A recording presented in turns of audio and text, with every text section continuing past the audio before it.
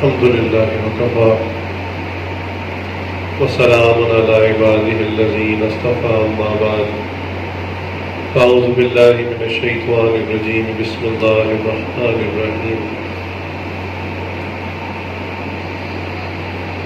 يا أيها الذين آمنوا اتقوا الله وكونوا مع الصادقين سبحان ربك رب العزة عما يصفون وسلام على المرسلين والحمد لله رب العالمين اللهم صل على سيدنا محمد وعلى آل سيدنا محمد وبارك وسلم اللهم صل على سيدنا محمد وعلى آل سيدنا محمد وبارك وسلم اللهم صل على سيدنا محمد وعلى آل سيدنا محمد وبارك وسلم. اللہ تعالیٰ نے قرآن کریم کے اندر جو کچھ بھی احکامات نازل فرمائے اس کے اولین مخاطب صحابہ کرام یہ آپ صلی اللہ علیہ وسلم کے وہ ساتھی ہیں جنہیں اللہ رب العزت نے نبی صلی اللہ علیہ وسلم کی اس جماعت کے لیے چن لیا تھا. یہ محض اتفاق نہیں ہے کہ اس زمانے میں جو بھی عرب میں پیدا ہوا تھا اتفاق سے کلمہ پڑھ لیا اور وہ صحابی بن گیا. ہرگز ایسا نہیں ہے. چنانچہ اس کے بارے میں ایک حدیث ہے کہ اللہ رب العزت نے تمام انسانوں پر نظر ڈالی. اللہ تعالیٰ نے اپنی مخلوق کو پیدا فرمایا تو تمام انسانوں پر نظر ڈالی اور اس میں سے اپنے پیارے حبیب حضرت محمد صلی اللہ علیہ وسلم کو چن لیا. ان کو چننے کے بعد پھر جو انسان تھے ان سب پر نظر ڈالی اور اس میں سے صحابہ کی جماعت کو چن لیا اور فرمایا کہ یہ نبی صلی اللہ علیہ وسلم کے ساتھی ہیں، معاونین ہیں، بلکہ وزیر کا لفظ استعمال فرمایا کہ آپ صلی اللہ علیہ وسلم کے وزیر ہیں. حدیث میں یہ لفظ استعمال فرمایا.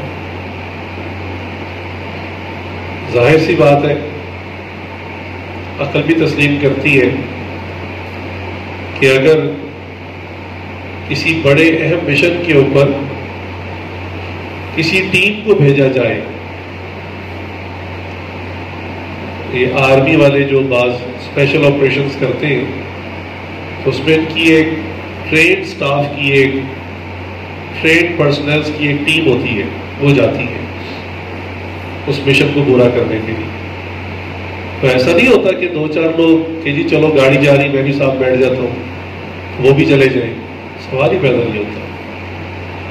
ایک ایک شخص فلی ٹرینڈ ہوتا ہے اور ایک ایک شخص آتھورائزڈ ہوتا ہے، اس کو اجازت ملی ہوتی ہے کہ ہاں جی آپ اس مشن کا حصہ ہیں، آپ ساتھ جائیں. آپ نے کبھی نہیں سنا ہوگا کہ کسی ملک کا سفیر انہوں نے بس اپنے کسی شہری کو پکڑا اور کہا کہ چلو آپ ہمارے ملک کی سفیر ہیں اور آپ فلاں ملک میں چلے جائیں اور وہاں ہمارے ملک کی نمائندگی کریں. ایسا کبھی نہیں ہوتا. مجھے پتا ہے کہ یہ سفیر ہے، عام آدمی نہیں ہے، یہ ہمارا چہرہ ہے، ہمارا نمائندہ ہے، ہمارا اسپوکس مین ہے، لہٰذا وہ بہت سمجھدار سلجھا ہوا آدمی، تربیت یافتہ آدمی بھیجتے. تو دیکھیے کہ جب دنیا دار لوگوں کو اتنی سمجھ ہے کہ اسپیشل مشن کے لیے اسپیشل ٹیم کو بھیجا جاتا ہے تو اللہ رب العزت نے جس نبی صلی اللہ علیہ وسلم کے اوپر شریعت کو اتارا، اور شریعت بھی وہ اور امت بھی وہ جو آخری امت ہے اور قیامت تک اس شریعت نے اور نبی صلی اللہ علیہ وسلم کے لائے دین نے باقی رہنا ہے. تو یہ کیسے ہو سکتا تھا کہ اللہ تعالیٰ آپ صلی اللہ علیہ وسلم کے ساتھیوں کو چنے بغیر، سلیکٹ کیے بغیر بھیج دیتے؟ لہذا ایک ایک فرد کو اللہ رب العزت نے تمام انسانوں میں سے دیکھا اور پھر جس کو پسند فرمایا اس کو نبی صلی اللہ علیہ وسلم کا ساتھی بنایا. جو آیت تلاوت کی گئی اس میں اللہ تعالیٰ نے ارشاد فرمایا کہ اے ایمان والو تم تقویٰ کو اختیار کرو اور میرے سچے بندوں کے ساتھ رہو. ویسے تو یہ آیت قیامت تک کے آنے والے انسانوں کے لیے ایک حکم کے درجے میں ہے، امر ہے، لیکن اس کے اولی مخاطب کون تھے؟ صحابہ کرام. تو صحابہ کرام کو اللہ تعالیٰ نے حکم فرمایا کہ آپ تقویٰ کو اختیار کریں اور میرے سچے بندے کے ساتھ یعنی حضور اکرم صلی اللہ علیہ وآلہ وسلم کے ساتھ رہیں، ان کی صحبت میں رہیں. لہذا جو لفظ صحابی ہے یہ لفظ بھی صحبت سے نکلا ہے، یعنی وہ شخص، وہ انسان جس نے کلمہ پڑھا، ایمان لے آئے اور ایمان لانے کے بعد رسول اللہ صلی اللہ علیہ وسلم کے اوپر آخری وقت تک ان کا ایمان رہا، اسی حالت میں وہ دنیا سے چلے گئے، وہ صحابی. چاہے صحبت ایک سیکنڈ کی کیوں نہ ملی ہو، ضروری نہیں ہے کہ وہ بہت عرصہ نبی صلی اللہ علیہ وسلم کے ساتھ رہے ہو. ایک لمحے کی صحبت ان کو صحابیت کا درجہ دے گی، اور یہ وہ نعمت ہے، یوں سمجھ لیں یہ وہ خاص درجہ ہے، یہ وہ خاص ڈگری ہے جو ان کے بعد والوں کو حاصل نہیں ہے. یہ وہ خاص نعمت ہے چونکہ نبی صلی اللہ علیہ وسلم کی صحبت کی برکت سے ملی، اور اس کی شعائیں کتنی تیز تھی، حتیٰ کہ جنہوں نے رسول اللہ صلی اللہ علیہ وسلم کی زیارت کی ان پر ایمان لائے وہ صحابہ بنے، اور جنہوں نے صحابہ کی زیارت کی ان پر ایمان لائے وہ تابعین بنے. اور یہاں تک معاملہ نہیں رکا، جنہوں نے تابعین کی زیارت کی ان پر ایمان لائے وہ تبع تابعین بنے. اب عربی کا ایک اصول ہے، قاعدہ ہے، عربی کے اندر ایک کے لیے واحد، دو کے لیے تثنیہ، اور تین یا تین سے زیادہ انفینٹی جتنا مرضی لے جائے تو اس کے لیے جمع کا صیغہ آتا ہے. تو جہاں تین کا عدد آ جائے تو وہاں مراد کثرت ہوتی ہے. اب اللہ تعالیٰ نے یہ بات ہمیں سمجھائی کہ یہ سلسلہ ابھی تک چل رہا ہے، تو حسن کلام کی وجہ سے بات کو تین پیڑھیوں پر لے جا کر چھوڑ دیا، اور ظاہر سی بات ہے وہ کلام عجیب سا ہو جاتا، تبع تابعین در تبع تابعین در تبع تابعین. تو آپ صلی اللہ علیہ وسلم نے ایک بات سمجھا دی کہ میرے زمانے کے قریب قریب جو ہوگا اس کو بھی ایک خاص درجہ حاصل ہوگا.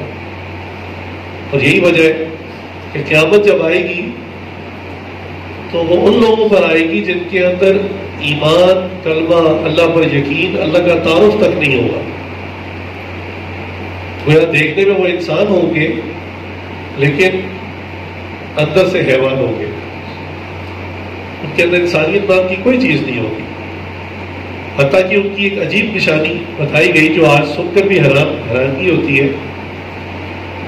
آپ صلی اللہ علیہ وسلم نے نشانی بتائی قیامت کی کہ قرب قیامت میں ایسا زمانہ آ جائے گا کہ اگر سر راہ یعنی عام سڑک کے اوپر ایک مرد اور عورت کھلے عام بدکاری کر رہے ہوں گے تو گزرنے والوں میں سے کوئی اتنا بھی نہیں کہے گا کہ آپ دیوار کے پیچھے چلے جائیں. یعنی ان کے اندر سے یہ سمجھ ہی ختم ہو جائے گی کہ یہ برائی کا کام ہے، یہ غلط کام ہے، اس کو کم از کم چھپ کے کیا جائے. تو گویا وہ دیکھنے میں تو انسان ہوں گے لیکن ان کے اندر سے انسانیت نام کی چیز رخصت ہو چکی ہوگی.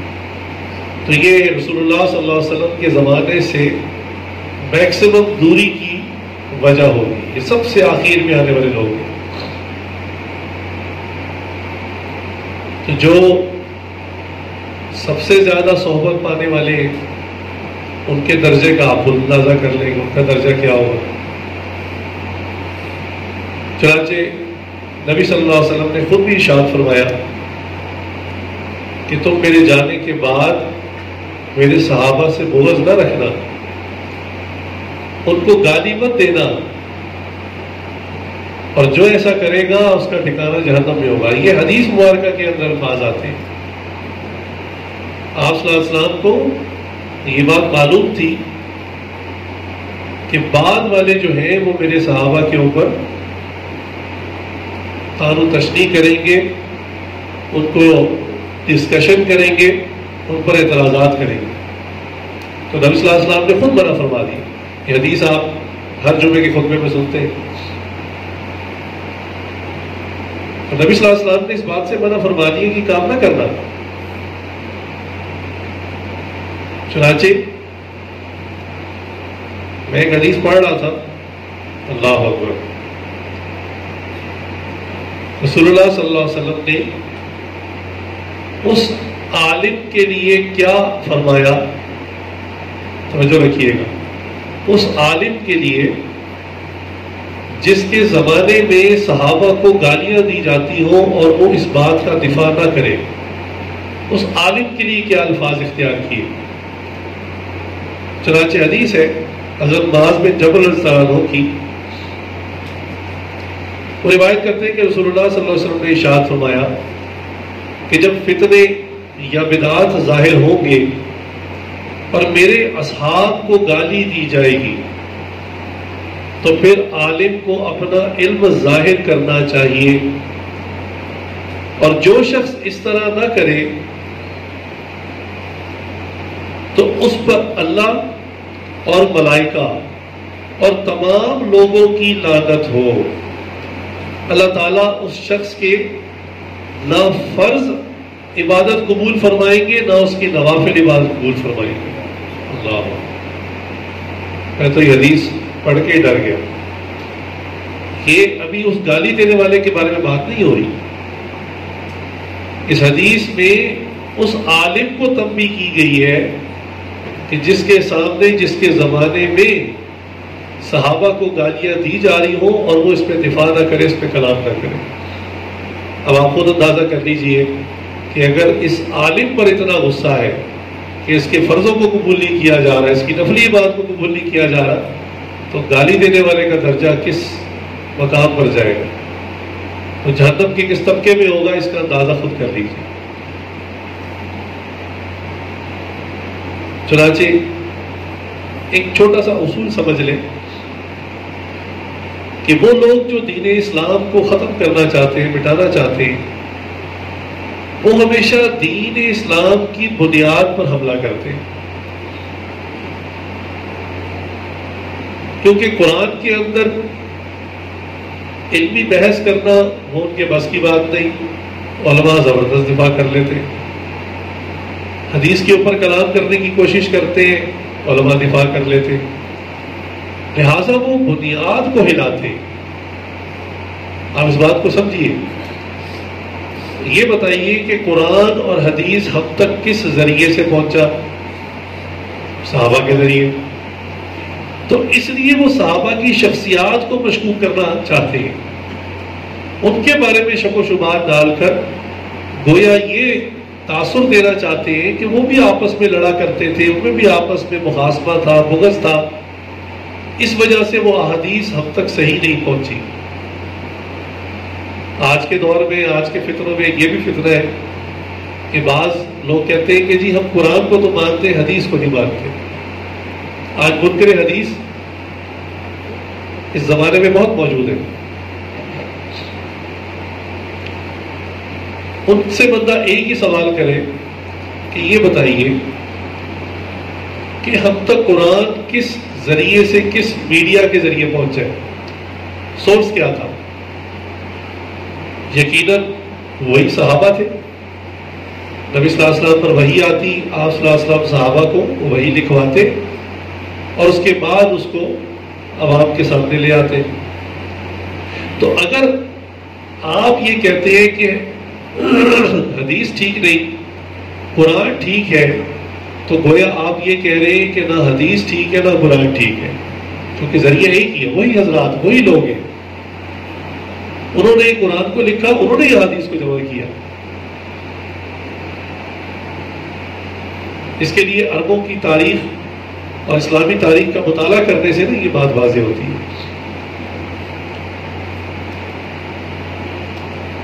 چنانچہ یہ کہنا کہ جی میں قرآن کو مانتا ہوں حدیث کو نہیں مانتا، یہ سراسر دھوکہ ہے، دجل ہے، یہ حقیقت میں خیانت ہے. ایک ہی ذریعہ تھا، ایک ہی لوگ تھے، اور طریقہ کار بھی ایک ہی تھا. جس طریقے سے انہوں نے قرآن پہنچایا اسی ذریعے سے، اسی طریقے سے حدیث پہنچائی. چنانچہ یہ دین دشمن لوگ اسلام کی کشتی میں سوراخ کرنے کے لیے اس بنیاد پر حملہ کرتے ہیں. وہ کہتے ہیں صحابہ کی شخصیات کو مشکوک کر دو، تو اتنا کرنے سے حدیث بھی گئی، قرآن بھی گیا، گویا سارا دین ہی مٹ کر ختم ہو گیا. اللہ اکبر.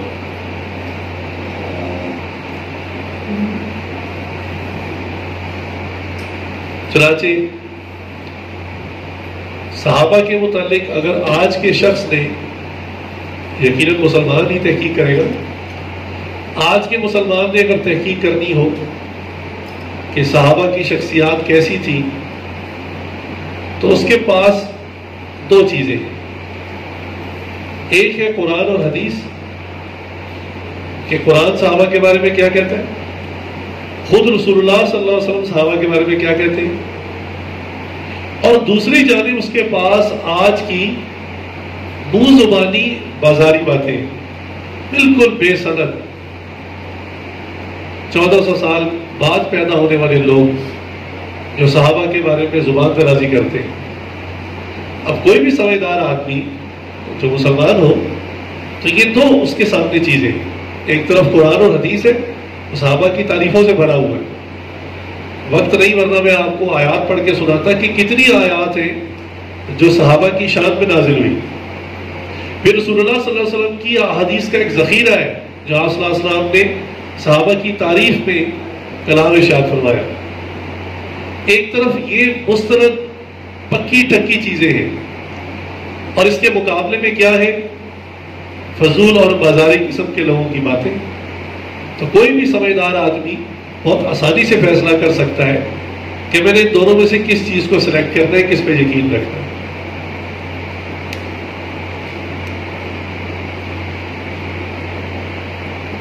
دوسری بات، انسان کلام کرنے والے کی شخصیت میں بھی غور کرتا ہے کہ یہ جو صحابہ کے اوپر زبان درازی کر رہا ہے، اس کا اپنا کیا حال ہے، یہ خود کتنے پانی میں ہے، یہ خود کتنی شریعت پہ عمل کر رہا ہے. تو جب انسان ان کے اعمال دیکھتا ہے تو توبہ توبہ کر اٹھتا ہے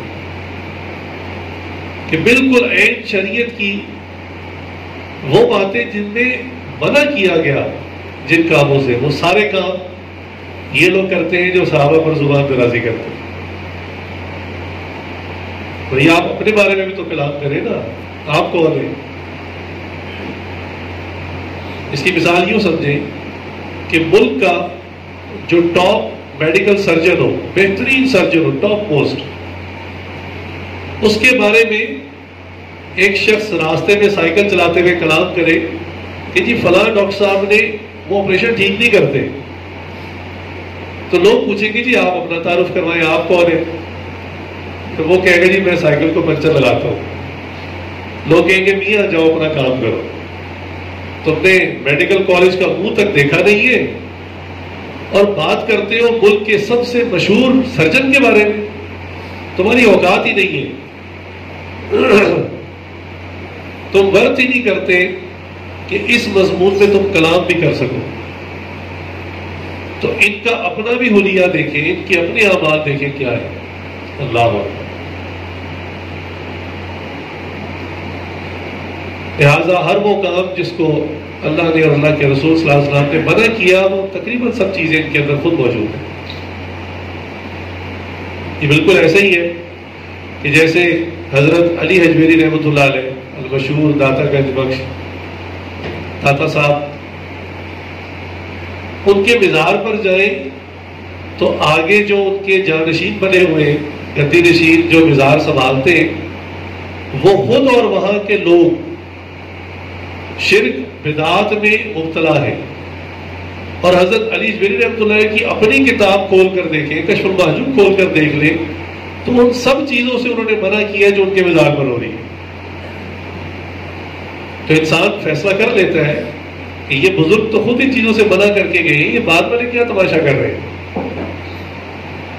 بالکل یہی مثال کہ صحابہ پر زبان درازی کرنے والے خود تماشے کرتے ہیں اور زبان درازی کرتے ہیں صحابہ کے اوپر۔ حالانکہ یہ بات سمجھنی چاہیے کہ صحابہ کرام محسنین انسانیت ہے، صرف مسلمانوں کے محسن نہیں ہے، پوری انسانیت کے محسن ہے۔ ان کے اوپر احسانات ہیں۔ کیسے؟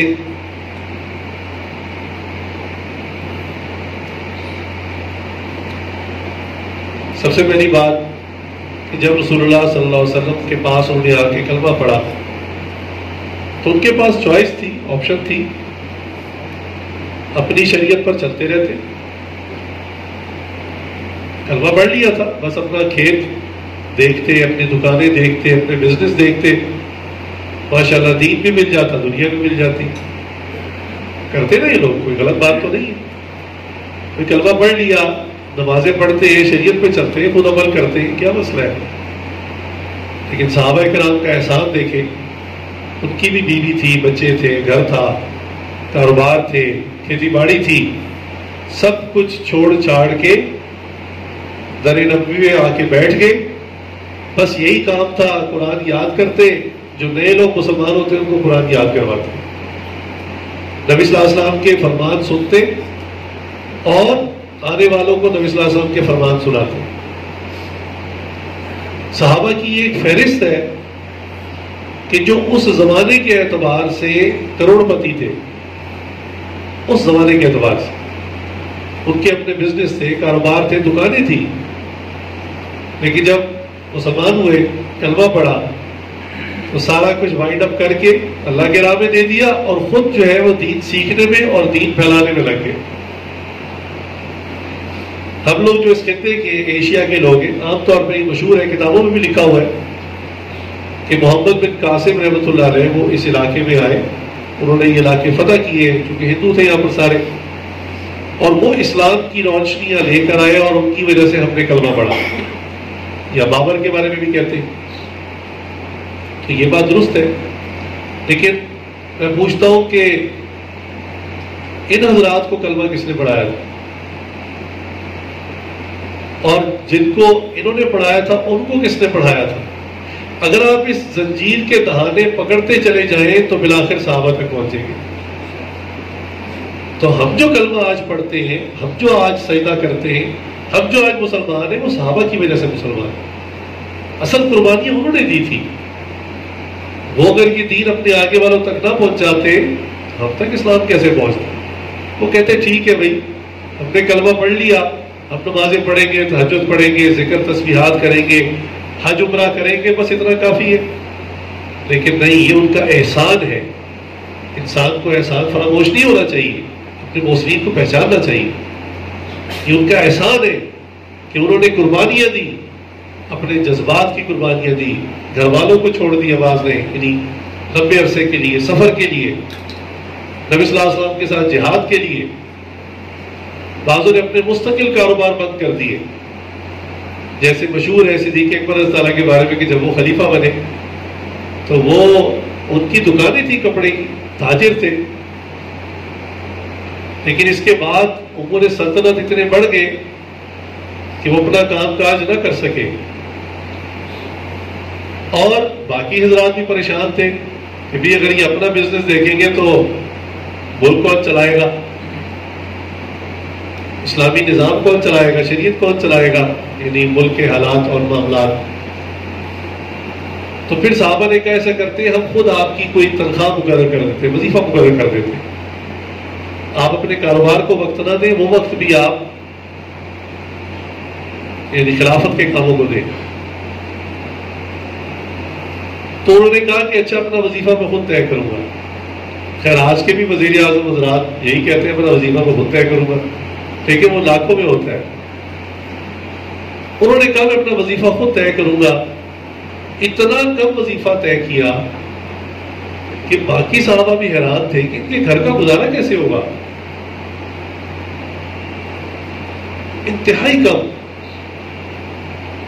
کتنا کم تھا اس پر ایک واقعہ سن لیجئے کہ ان کی اہلیہ نے کہا صدیق اکبر رضی اللہ عنہ کہ دل کرتا ہے کہ کچھ کھانے کے بعد کبھی کچھ میٹھا ہو جائے.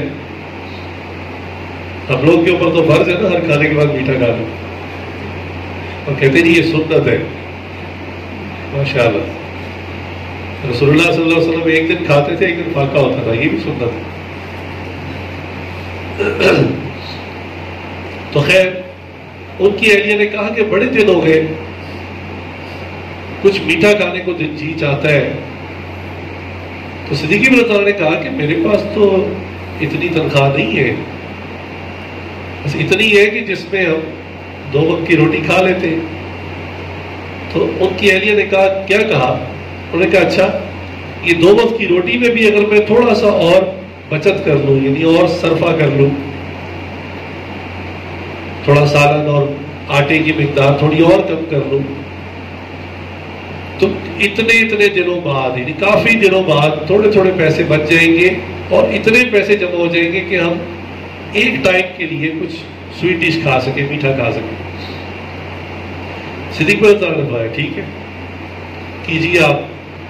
اب اتنی تھوڑی تنخواہ تھی کہ کئی دن لگ گئے تھوڑے تھوڑے پیسے جمع کرنے میں, اور بالآخر وہ دن آیا, واللہ والا مہینے بعد آیا, 1.5 مہینے بعد آیا, کہ اتنے پیسے جمع ہو گئے جس میں تھوڑا سا کچھ میٹھا شیرینی بن سکے جو 2 افراد کے لیے کافی ہو. تو جب وہ پیسے اکٹھے ہو گئے تو ان کی اہلیہ نے کہا کہ حضرت یہ پیسے لے لیجئے اور اس سے مجھے مارکیٹ سے چیزیں لا دیں تاکہ میں کچھ میٹھا بنا دوں. تو حضرت صدیق بن عمر نے کیا ارشاد فرمایا؟ فرمایا عملاً پریکٹیکلی ثابت ہو گیا کہ یہ جو آپ نے بچت کی ہے نا, اس خرچے میں بھی ہم اپنا گھر چلا سکتے ہیں. اس کا مطلب ابھی بھی ہم زائد وظیفہ لے رہے ہیں, لہٰذا وہ جتنے پیسے میٹھے کے لیے اکٹھے کیے تھے وہ ان سے لے لیے, وہ بھی جا کے بیت المال میں جمع کروا دیے, اور اس مہینے کے بعد آئندہ سے اپنے وظیفے میں اتنی سیلری اور کم کروا لی, اتنا وظیفہ اور کم کروا لی کہ میرا گزارا تو اس سے تھوڑے میں بھی ہو جاتا, ابھی بھی میں زیادہ لے رہا ہوں. اللہ اکبر. کسی کے احسان کو سمجھنا بھی چاہیے, ماننا بھی چاہیے. انہوں نے اتنی قربانیاں دے کر دین ہم تک پہنچایا ہے, اور آج کیسے لوگ ان کے اوپر زبان کھولتے ہیں.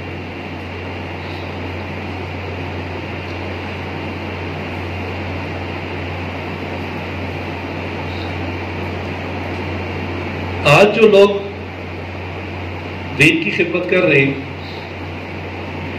جو بھی ہو, مدارس میں علماء ہیں, مساجد میں خطبہ حضرات ہیں, تبلیغی جماعت ہے, تو آج کے زمانے میں تو بہت سہولیات ہیں. دین کی بات کرنا, پھیلانا, ایون سفر کرنا بہت آسان ہے. ذرا اندازہ کیجئے کہ جب رسول اللہ صلی اللہ علیہ وسلم نے انہیں فرمایا کہ آپ نے جو باتیں مجھ سے سن لی ہیں یہ دوسروں تک پہنچا دیں, تو صحابہ نکل کھڑے ہوئے. کہاں کہاں گئے؟ اللہ اکبر. دنیا کے ہر ملک میں ہر جگہ وہ پہنچے. حیرانگی ہوتی ہے کہ اس زمانے میں ہوائی جہاز نہیں ہوتے تھے, بحری جہاز نہیں ہوتے تھے, 2 ہی سواریاں تھی, یا اونٹ ہوتا تھا یا گھوڑا ہوتا. اب گھوڑے کی پیٹھ پر چند گھنٹے کوئی بندہ بیٹھے نا ہمارے جیسا, تو پھر وہ ماشاءاللہ اگلے 12 گھنٹے سوتا رہے. اتنا ٹف ہوتا ہے بیٹھنا, مشکل ہوتا ہے.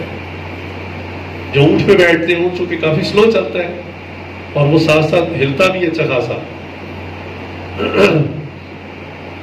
تو یوں سمجھیں کہ ایک دن کا سفر بڑا تکلیف دہ ہوتا ہے, اور ایک دن کے سفر کے بعد بندے کو پتہ چلتا ہے کہ میں مشکل سے چند کلومیٹر ہی سفر طے کر پایا, یعنی اپنے شہر سے بھی باہر نہیں نکلا. اب اندازہ کیجئے کہ ان سواریوں کے اوپر وہ پوری دنیا کے اندر گئے اور انہوں نے وہاں پر دین پھیلا دیا.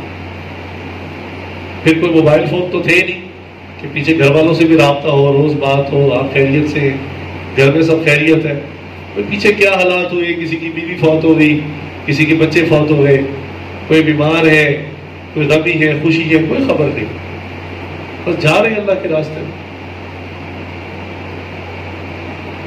چنانچہ بعد کے حضرات میں سے غالباً تبع تابعین میں سے ایک بزرگ ہے، وہ فرماتے ہیں کہ میں بھی تبلیغ دین کے لیے نکلا ہوا تھا، تو میں نے ایک نیت کی کہ میں دنیا کے آخری کونے تک جاؤں گا جہاں پر دنیا ختم ہو جاتی ہے، اور وہاں پر جا کر میں اللہ اور اللہ کے رسول کا پیغام پہنچاؤں گا۔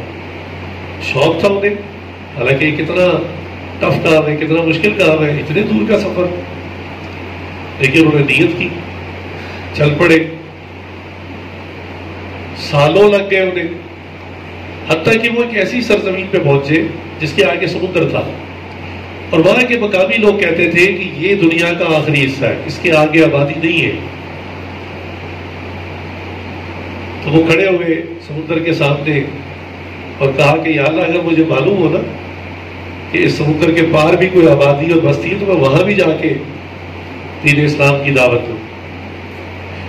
لیکن حیرانی اس وقت ہوئے کہ اس بستی میں جا کے کھڑے ہوئے تھے، وہاں اذان شروع ہو گئی، تو یہ بہت حیران ہوئے کہ یہ یہاں کون کلمے کا پیغام لے کر آیا مجھ سے پہلے۔ تو انہوں نے جب مقامی لوگوں سے بات کی تو انہوں نے کہا کوئی بزرگ تھے، وہ آئے تھے، انہوں نے دین اسلام کی دعوت دی، ہم لوگ مسلمان ہو گئے، کلمہ پڑھ لیا۔ ہم انہیں تفصیل سے تو نہیں جانتے وہ کون تھے، البتہ اس سواری کے اوپر آئے تھے، اپنی سواری بھی ان کی محفوظ کی ہوئی۔ تو فرماتے کہ جب میں نے جا کے دیکھا تو وہاں پر اونٹ کی ہڈیوں کا ڈھانچہ پڑا ہوا تھا۔ اللہ اکبر۔ انہوں نے کہا یہ ان کی قبر ہے اور یہ ان کی سواری تھی۔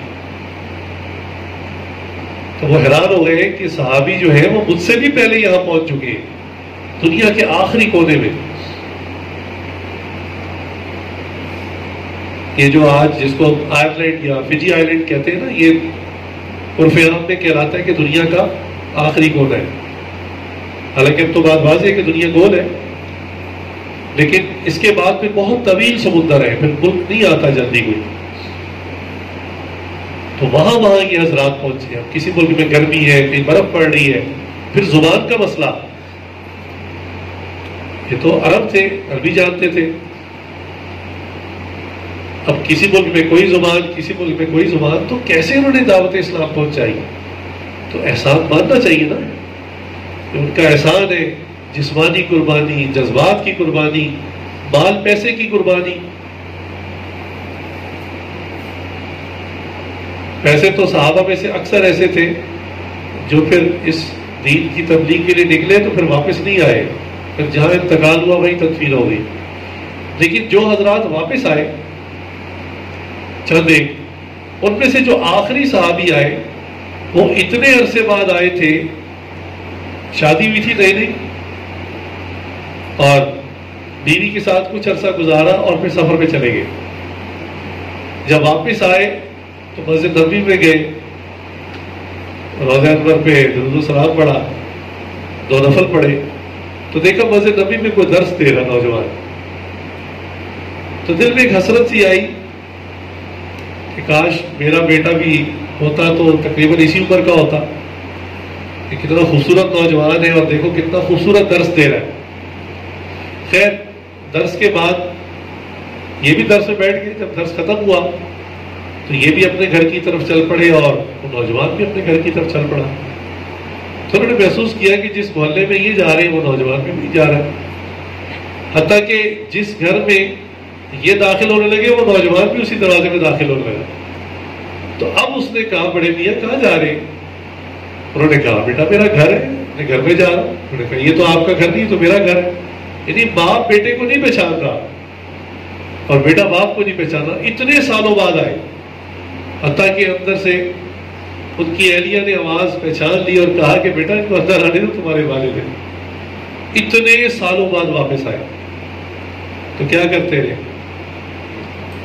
آج لوگ نا زندگیاں لگاتے ہیں ڈالر کمانے کے لیے، چھوٹی عمر میں جاتے ہیں امریکہ یورپ، اور جب بوڑھے ہو جاتے ہیں نا ریٹائرمنٹ کے بعد پھر وہاں سے آتے ہیں کہ جی ہم نے ساری زندگی مال کمایا ہے۔ تو صحابہ کا کتنا احسان ہے اس امت پر اور ہم لوگوں پر کہ انہوں نے کن کن حالات میں کیسی کیسی قربانی دے کر ہم تک دین پہنچایا. پھر ان کا ایک اور احسان بہت بڑا، وہ کیا؟ آج نہ ہمیں دین کے بارے میں جب کوئی مسئلہ پڑھتے ہیں، کوئی بات پڑھتے ہیں، تو شوق ہوتا ہے کہ کاش ہم نبی صلی اللہ علیہ وسلم کے زمانے میں ہوتے اور ہم رسول اللہ صلی اللہ علیہ وسلم سے یہ سوال پوچھتے. یہ اکثر کے دل میں خیال آتا ہے. اور اللہ کی شان، جو سوال ہم نے پوچھنا تھا وہ صحابہ کرام پوچھ چکے، یہ بھی آسان انہوں نے ہم پہ کر دی. اور وہ سوال پوچھ کر اس کا جواب احادیث کے ذریعے ہم تک پہنچا دیا، حدیث کی کتابوں میں محفوظ ہے. لہٰذا کتنے ایسے معاملات ہیں شریعت کے جن میں آسانی صحابہ کے سوالات کی وجہ سے ہوئی. مثلا لیلۃ القدر کا ذکر قرآن کریم میں ہے، لیکن یہ لیلۃ القدر کی رات کون سی رات ہوتی ہے اب یہ کسی کو معلوم نہیں، اس کو متعین نہیں کیا گیا. اب 365 دن ہیں سال کے. اب کون اتنا شیر بہادر ہے جو 365 دن جو ہے ہر رات وہ ایسی عبادت کرے کہ آج ہی لیلۃ القدر کی رات ہے؟ تو ایک صحابی فرماتے ہیں کہ میں نے قصد کر لیا کہ میں نبی صلی اللہ علیہ وسلم سے اس کے بارے میں پوچھوں گا. چنانچہ انہوں نے نبی صلی اللہ علیہ وسلم سے سوال کیا کہ یا رسول اللہ سال تو بہت بڑا ہوتا ہے، تو پورے سال میں لیلۃ القدر تلاش کرنا مشکل کام ہے، کچھ شفقت فرما دیں. جیسے طالب علم اپنے شفیق ٹیچر کو امتحان میں دیکھ لے کہ بڑے نرم دل ہیں، موسم تو کہتے ہیں حضرت کو ہٹ ہی دے دیں، کوئی اشارہ ہی دے دیں، میں پاس ہو جاؤں گا. پیپر تو بڑا مشکل ہے. انہوں نے کہا یا رسول اللہ 365 دن تو بہت زیادہ ہوتے ہیں، تو کچھ شفقت فرما دیں. تو فرمایا ہاں تم رمضان کے مہینے میں اس کو تلاش کرو. اب کافی تھا، اتنا بڑا ڈسکاؤنٹ. 12 مہینوں میں سے 11 مہینے کٹ آف ہو گئے، 1 مہینہ رہ گیا. لیکن وہ صحابی کہتے ہیں میں نے پھر ہمت کی، چونکہ رسول اللہ صلی اللہ علیہ وسلم کے اوپر ایک بہت روب تھا اللہ کی طرف سے. نبی صلی اللہ علیہ وسلم خود بھی فرمایا نصرت بالرعب، کہ اللہ تعالیٰ نے روب کے ذریعے میری مدد فرمائی. تو صحابہ کو بھی بعض کا سوال پوچھتے ہوئے بہت جھجک ہوتی تھی. ایک روب تھا آپ صلی اللہ علیہ وسلم کی شخصیت میں. خیر کہنے لگے میں نے پھر کچھ ہمت کٹھی کی اور کہا کہ یا رسول اللہ رمضان میں بھی 30 راتیں ہوتی ہیں، کچھ تھوڑی اور شفقت فرما دیں. تو آپ نے فرمایا کہ اچھا آخری عشر میں اس کو تلاش کرو. لو جی اب 30 میں سے بھی 20 دن اڑ گئے، 10 دن رہ گئے. اب وہ صحابی کہتے ہیں میں نے پھر کچھ ہمت کٹھی کی کہ ماشاءاللہ دریا بہہ رہا ہے، فیض پالو. میں نے کہا حضرت 10 راتیں بھی بہت زیادہ ہیں، کچھ اور فرما دیں. تو فرمایا ہاں اس کو تاج راتوں میں تلاش کرو. لو جی 10 کی بھی 5، 50% اور ڈسکاؤنٹ. اب وہ صحابی خود بیان کرتے ہیں حدیث میں، فرمایا اس کے آگے میں پوچھنا چاہتا تھا لیکن آپ صلی اللہ علیہ وسلم کی مبارک شخصیت میں اتنا روب تھا کہ اس سے آگے پوچھنے کی میری ہمت ہی نہیں ہوئی. جیسے انسان کہتا تھا مجھے خود ہی حجاب آ گیا کہ 365 دن میں سے صرف 5 دن رہ گئے، اب اس میں مزید میں کیا ڈسکاؤنٹ کرواؤں. تو سبحان اللہ، یہ صحابہ کرام کا ہم پر احسان ہے. کتنے ایسے معاملات ہیں کہ انہوں نے سوال پوچھ پوچھ کر امت کے لیے آسانی کا معاملہ کر دیا. صحابہ اور صحابیات کی زندگی ایسی تھی کیونکہ شریعت اس وقت ڈیزائن ہو رہی تھی، مدون ہو رہی تھی، تو بہت سارے معاملات امت کے لیے آسانی والے ہو گئے صحابہ اور صحابیات کی برکت سے. چنانچہ ایک واقعہ ہے کہ آپ صلی اللہ علیہ وسلم اور صحابہ سفر میں تھے اور آپ صلی اللہ علیہ وسلم کی زوجہ محترمہ حضرت عائشہ صدیقہ رضی اللہ تعالیٰ عنہ ساتھ تھی.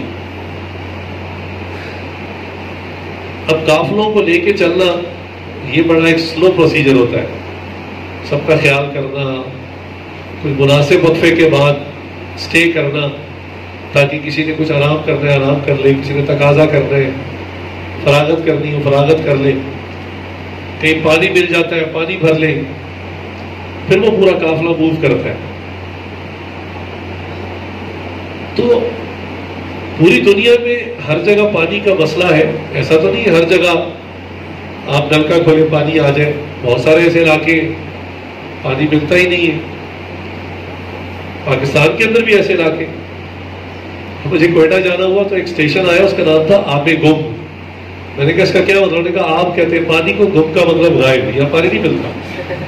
میں نے کہا سبحان اللہ، آب گم اس جگہ کا نام ہے.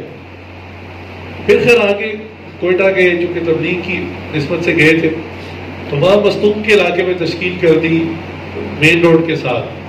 ماشاءاللہ وہاں بھی آب گم، وہاں بھی پانی نہیں ملتا تھا. بس اللہ نے وقت گزار دیا، پتہ نہیں کس طرح وقت پورا ہوا. تو دنیا میں پانی کا مسئلہ کئی علاقوں کے اندر ہے. خیر ہمیں تو 24 گھنٹے میں مل جاتا تھا، چونکہ وہاں لائٹ آتی تھی، ایک دن آتی تھی، ایک دن مکمل نہیں آتی تھی. تو جس دن لائٹ آتی تھی اس دن ٹیوب ویل چلتا تھا، پانی وہ اکٹھا ہو جاتا تھا، وہ آگے جو حوض ہوتا ہے اسی میں استعمال کرتے تھے. ہم اس کو مجاہدہ سمجھ رہے تھے. پتہ اس وقت چلا جب واپس کوئٹہ مرکز پہنچے، ہمارے ساتھ ایک اور جماعت تھی، وہ کسی اور علاقے میں گئی، اور وہ تقریباً سارے بیمار تھے ساتھی. جب ان سے حال احوال لیے، انہوں نے کہا بس یار پانی کا بہت مسئلہ تھا. میں نے کہا ہمارے یہاں بھی تھا مسئلہ. میں نے کہا آپ کے یہاں کتنا کو مسئلہ تھا؟ انہوں نے کہا ہماری جماعت کے 2 ساتھی مستقل مخصوص تھے اس کام کے لیے.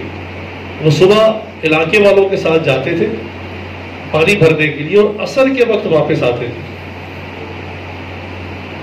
صرف پانی لینے کے لیے. انہوں نے کہا 2 ساتھیوں کی صرف یہی ڈیوٹی رہی. بہت دور سے کہتے تھے کوئی چشمہ ہے وہاں سے وہ لے کر آتے. تو یہ مسئلہ صحابہ کرام کے لیے بھی تھا، سفر میں خاص طور سے. بھائی بندہ ساتھ کتنا پانی کیری کرے، پینے کے لیے، پکانے کے لیے اور وضو کے لیے بھی، لیکن باہر کرنا پڑتا تھا. تو اس واقعے کے اندر حضرت عائشہ صدیقہ رضی اللہ عنہا ایک جگہ جب قافلہ ٹھہرا تو آپ بھی ذرا جنگل کی طرف گئی فراغت کے لیے، واپس آئی. اور اب قافلے کا نا تقریباً نماز پڑھنے کا وقت تھا، اور نماز کا وقت تنگ ہو رہا تھا. انہوں نے کہا کہ نبی صلی اللہ علیہ وسلم کو بتایا کہ میرا ہار تھا، ایک قیمتی ہار تھا ان کے پاس، تو کہنے لگے وہ کہیں گم ہو گیا، تو وہ تلاش کروا دیں. تو نبی صلی اللہ علیہ وسلم نے صحابہ کی جماعت کو بھیجا کہ بھی آپ ڈھونڈیں. ظاہری بات ہے قریب ہی ہوگا، کہ دور تو نہیں ہوگا. اب صحابہ اس کو ڈھونڈنے میں لگ گئے.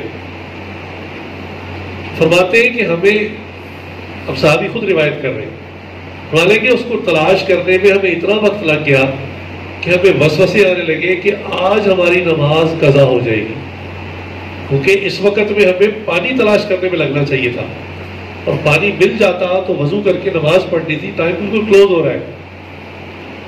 اور کہنے کہ صحابہ کی بعض کی حالت عجیب ہو گئی کہ جی ادھر نماز کا مسئلہ آ رہا ہے اور ادھر ساتھی ہار تلاش کر رہے ہیں. حتیٰ کہ سفر میں صدیق اکبر رضی اللہ عنہ بھی ساتھ تھے. تو صدیق اکبر رضی اللہ عنہ کو جب پتہ چلا تو وہ گئے اپنی بیٹی کو ڈانٹنے. بیٹی تھی تو عائشہ صدیقہ رضی اللہ عنہ کو جا کر تھوڑا ڈانٹا اور کہا کہ آپ کیسی ہے کہ آپ کی وجہ سے سب پریشان ہیں قافلے والے، اور جو ہے وہ نماز کا مسئلہ بنا ہوا ہے. خیر جب اتنی تاخیر ہو گئی اور صحابہ کی کیفیت اس مچھلی کی ہو گئی جو بغیر پانی کے تڑپتی ہے، تو اس وقت اللہ کے حبیب صلی اللہ علیہ وسلم کے اوپر وحی نازل ہوئی، اور اللہ تعالیٰ نے تیمم کی آیات نازل فرما دی کہ جب آپ پانی نہ ملے تو آپ مٹی سے اپنے چہرے کو اور ہاتھ کو بس پھیر لیں. تو یہ وضو کے قائم مقام ہے. اب آپ وضو کریں، قرآن پڑھیں، نماز پڑھیں اس سے یا قرآن پڑھیں، جو بھی عبادت کرنا چاہیں، یہ بالکل ایسے ہی جیسے پانی سے انسان وضو کرتا ہے. سبحان اللہ. جب یہ بات صحابہ کو پتہ چلی کہ اچھا ہمیں اب ہمیشہ کے لیے یہ پریشانی دور ہو گئی ہے، کیونکہ مستقل ہر سفر میں مسئلہ رہتا تھا پانی کا، تو انہوں نے کہا اچھا اب ہمیں ہمیشہ کے لیے مسئلہ حل ہو گیا. صحابہ کی خوشی کی انتہا نہ رہی. تیمم کر کے انہوں نے نماز پڑھی، اور اس کے بعد صدیق اکبر تعالیٰ جو ہے وہ خوشی حضرت عائشہ صدیقہ تعالیٰ کے دوبارہ جو ہے وہ سواری پر گئے اور کہا کہ آپ کتنی مبارک بیٹی ہیں کہ آپ کی وجہ سے قیامت تک کے لیے پوری امت کا مسئلہ حل ہو گیا. سبحان اللہ. تو صحابہ صحابیات در حقیقت ہمارے محسن ہیں، ہمیں ان کا احسان ماننا چاہیے. بعض صحابہ سے کچھ خطائیں بھی ہوئیں، اور یہ خطائیں کیا تھیں اللہ بات تھوڑی مشکل ہے، اللہ تعالیٰ ہم سب کے لیے آسان کر دے. یوں سمجھے کہ جیسے میں نے پہلے کہا، اس وقت شریعت کے احکامات نازل ہو رہے تھے اور اس کی عملی شکلیں، پریکٹیکلز، کہ اس کو کرنا کیسے، وہ اللہ تعالیٰ اس جماعت کے ذریعے قیامت تک کے لوگوں کے لیے مثال بنا رہے تھے. اب فضائل میں تو، نیکیوں میں تو صحابہ نے معاملہ کر لیا. اب جو شرعی سزائیں تھیں، زنا کے اوپر سزا ہے، چوری کے اوپر ہاتھ کاٹنا ہے، اگر بالفرض یہ اس زمانے میں نہ ہوتا معاملہ تو قیامت تک کے لیے لوگ اس کی تعویلیں نکال لیتے. وہ کہتے ہیں کہ بھی اسلامی سزائیں جو ہے نا، یہ صرف پڑھنے پڑھانے کے لیے ہوتی ہے، عملاً نہیں دیتے. دیکھو صحابہ کے زمانے میں کسی کو سزا ہی نہیں ملی. تو لوگ اس کو کل عدم سمجھتے کہ یہ متروک حکم ہے، بس یہ نازل ہوا تھا، آگے عملاً پریکٹیکلی کچھ نہیں ہوا. تو اس لحاظ سے ان حضرات کا بھی اس میں پورا کردار ہے، پورا رول ہے کہ بظاہر تو ان کے اوپر ایک داغ لگا، لیکن عملی طور پر انہوں نے قیامت تک کے آنے والے لوگوں کے لیے مثال بن کر دکھایا کہ اگر کسی سے چوری ہوئی، اس کا ہاتھ کاٹا گیا، تو یہ مثال بن گیا کہ شرعی حکم ایک تو نافذ ہوگا، اور جس پر نافذ ہو جائے وہ صبر کرے. تیسری بات یہ کہ جس کو شرعی سزا مل گئی، آخرت میں اس پہ کوئی وبال نہیں. اللہ تعالیٰ نے دنیا میں اس کو گناہ صاف کر دیا، اب آخرت میں اس پہ کوئی وبال نہیں ہوا، کوئی پکڑ نہیں ہوگی. چنانچہ وہ مشہور واقعہ کہ ایک صحابیہ آئی، اللہ اکبر، اور کہنے لگی یا رسول اللہ مجھ سے زنا ہوا. تو آپ صلی اللہ علیہ وسلم پہلے چہرہ پھیرتے رہے 3 مرتبہ، اور وہ ہر طرف دوسری طرف سے آتی اور کہتی یا رسول اللہ مجھ سے یہ ہو گیا. پھر آپ صلی اللہ علیہ وسلم نے فرمایا کہ ولادت ہو جائے پھر آنا، یعنی اگر ابھی اس پر حد لگائیں گے تو ایک جان نہیں قتل ہوگی، 2 ہو جائیں گی. انہوں نے بتایا کہ حمل ٹھہر گیا. تو نبی صاحب فرمایا کہ آپ ابھی چلی جائیں، جب ولادت ہو جائے پھر آئے.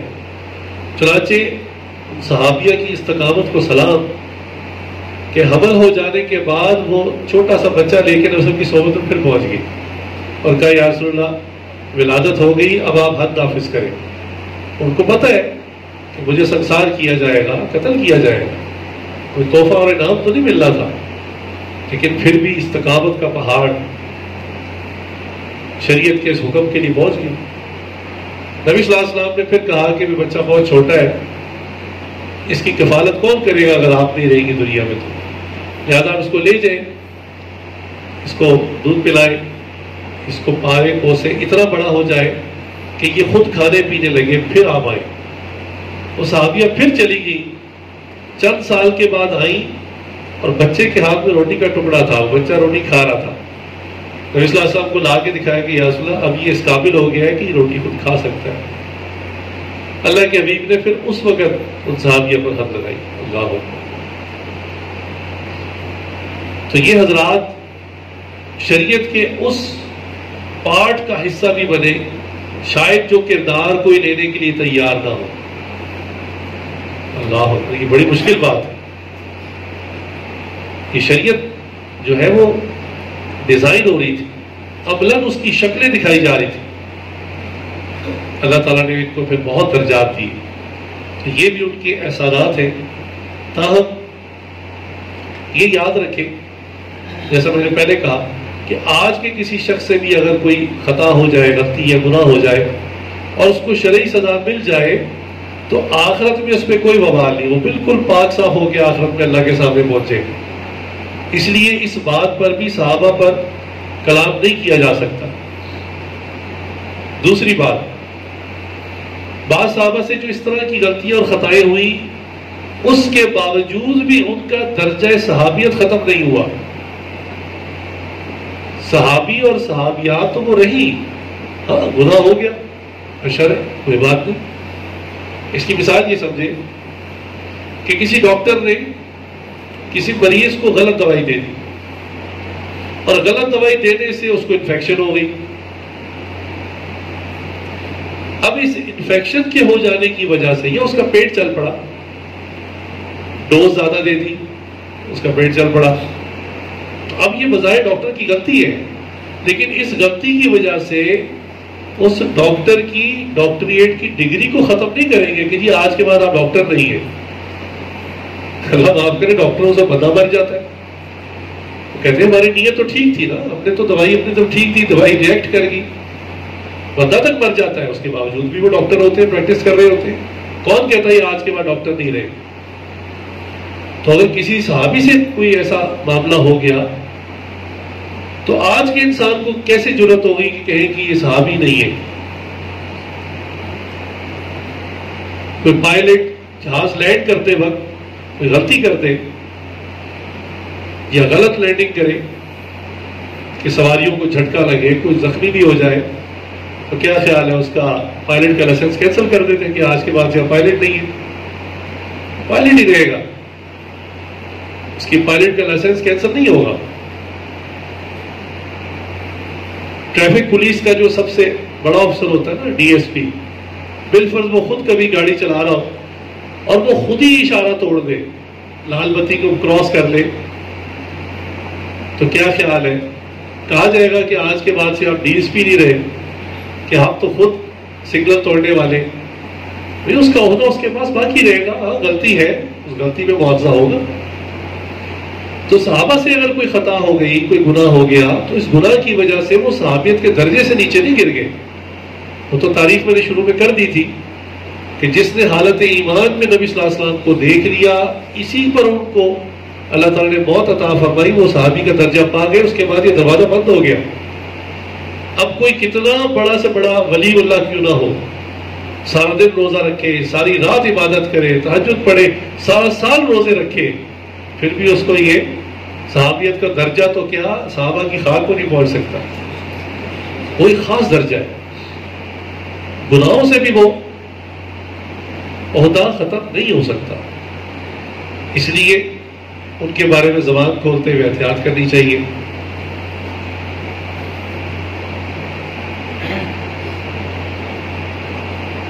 یہ صحابہ پر زبان درازی کرنے والے آج نہیں پیدا ہوئے، صحابہ کے زمانے میں ہی تھے.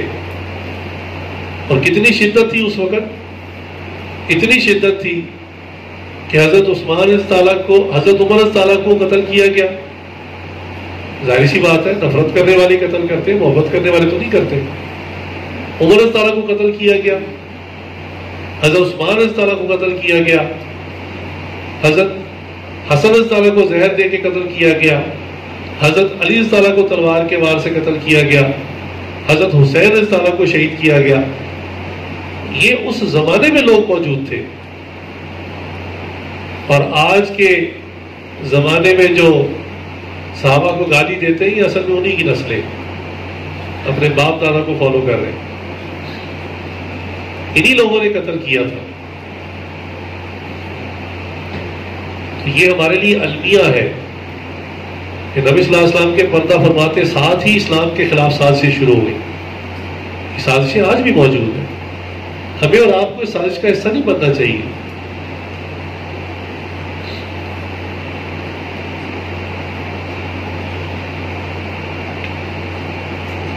چنانچہ جیسے میں نے پہلے کہا نا، ہر شخص کا ایک کیلیبر ہوتا ہے، ایک مقام ہوتا ہے.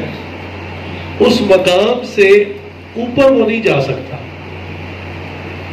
کتنا ہی سمجھدار ذہین کیوں نہ ہو.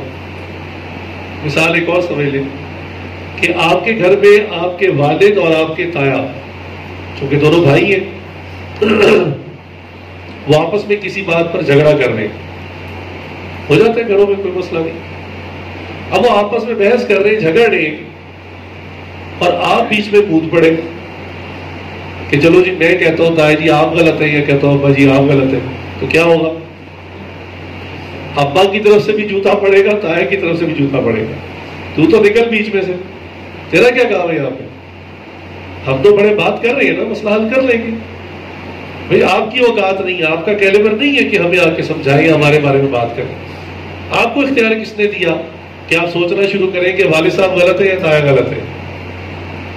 آپ کتنے ذہین کیوں نہ ہو، دنیاوی آپ کے پاس کتنی بڑی ڈگری کیوں نہ ہو، پی ایچ ڈی پروفیسر کیوں نہ ہو، تائے کی طرف سے بھی ڈانٹ پڑے گی، والد کی طرف سے بھی پڑے گی. تو بھئی آج کے زمانے میں منہ اٹھا کے صحابہ کے بارے میں بات کرنا کہ علی رضی اللہ حق پہ تھے یا حضرت معاویہ رضی اللہ حق پہ تھے، تمہارا کیلیبر نہیں ہے، تمہاری اتنی اوقات نہیں ہے کہ اتنے بڑے بڑے لوگوں کے بارے میں زبان کھولو. تم چپ رہو، تمہارا حق نہیں بنتا. وہ حضرات تو آپس میں شیر و شکر تھے، اختلاف کے باوجود بھی ملتے جلتے تھے. ایک دوسرے کے یعنی اپنے بچوں کے نام ایک دوسرے کے ناموں پہ رکھے ہوئے تھے. اللہ اکبر.